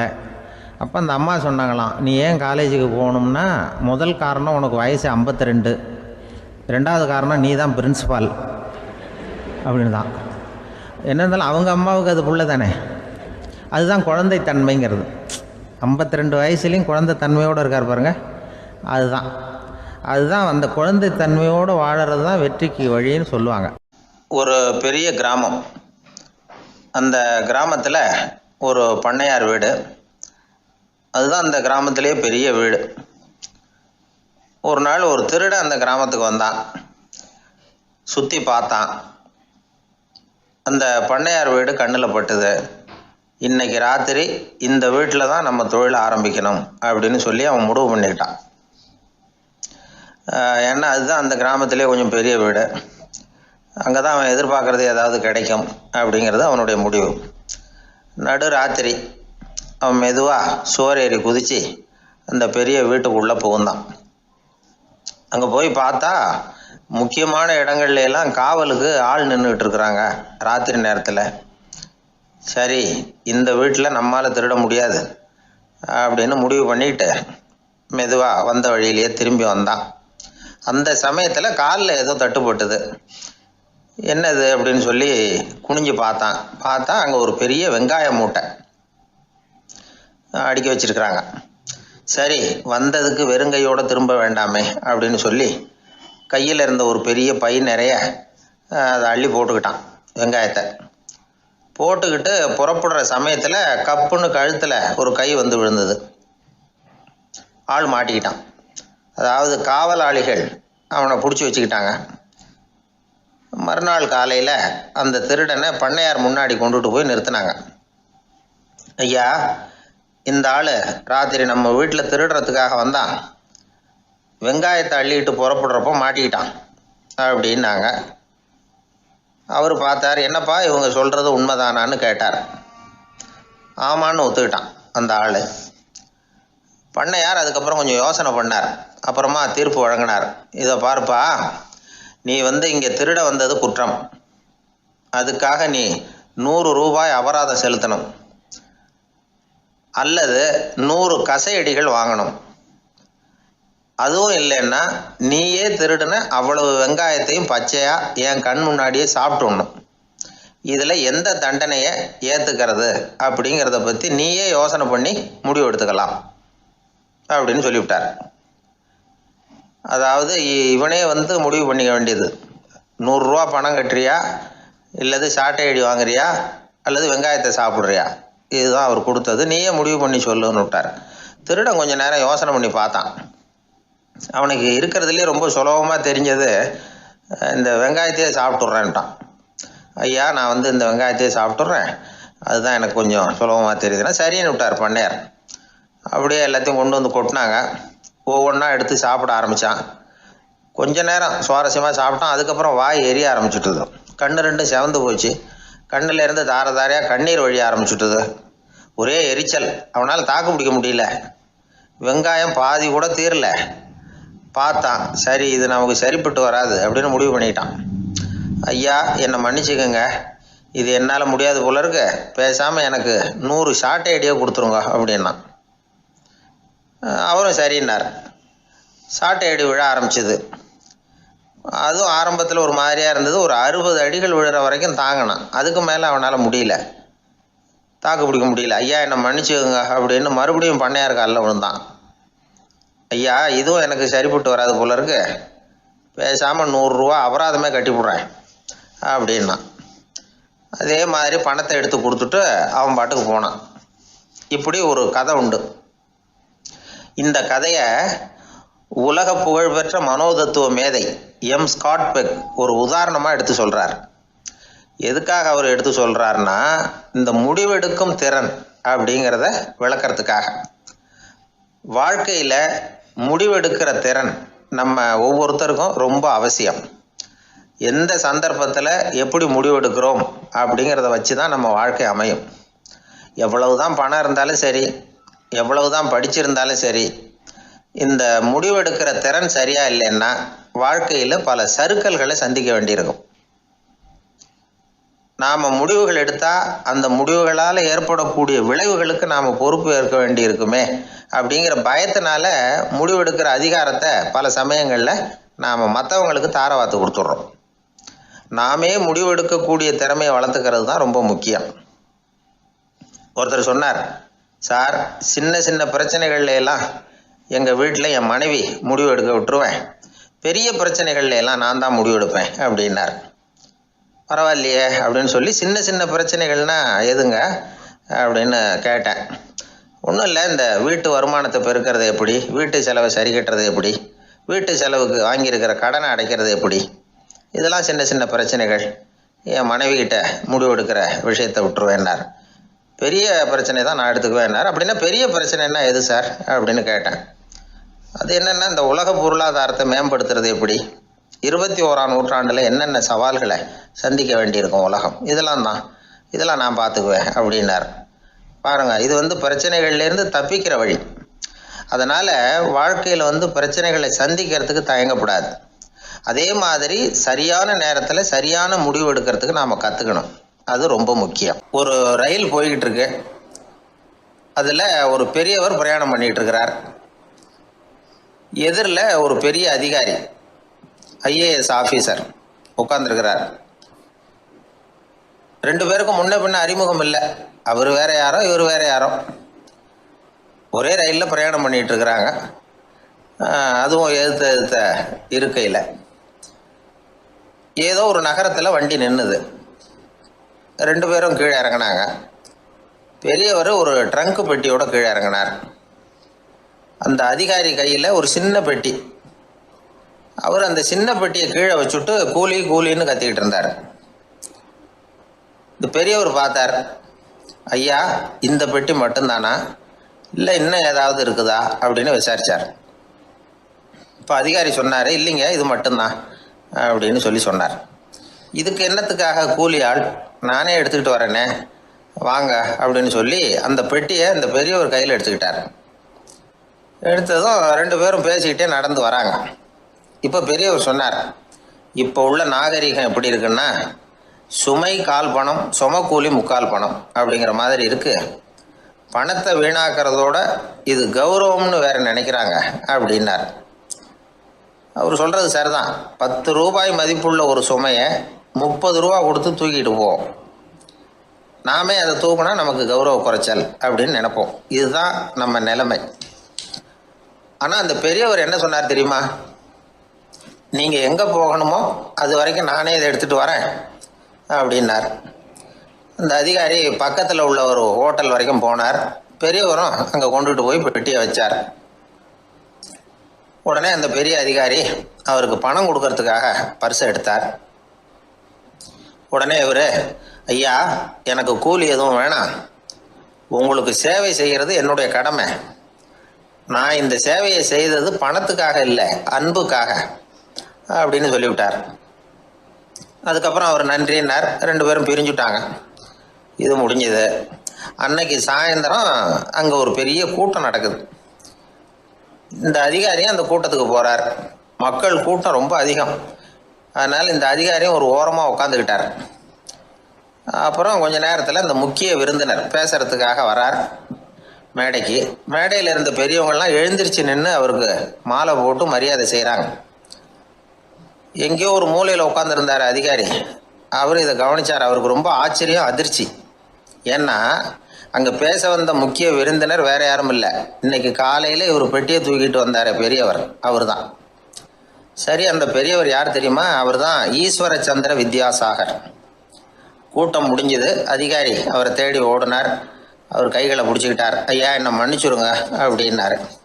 அப்புறம் சொன்னார், அகங்காரங்கிற கெட்ட புத்தி தான் உண்மையை கண்கள்ல இருந்து மறைக்குது. அகங்காரம் தான் மனுஷனை அழிக்குது. நீங்கள் ரொம்ப பெரிய மனிதர், இருந்தாலும் மனிதத்தன்மையோடு நடந்துக்கிறீங்க. இந்த அன்பு, தயவு, பொறுமை இதெல்லாம் இல்லைன்னா மனிதனாக இருக்கிறதுல என்ன பிரயோஜனம் அப்படின்னு சொல்லிவிட்டு அந்த அதிகாரி போனாராம். மனிதத்தன்மைன்னா என்ன அப்படிங்கிற கேள்விக்கு இந்த பெரியவர் ஒரு உதாரணம். இப்பெல்லாம் அப்படியா இருக்கிறாங்க? ஒரு பெரியவர் ஒரு பெட்டியை தூக்கிட்டு வந்துக்கிட்டு இருக்கிறார். ஒரு இளைஞன் ஓடி வந்தான்.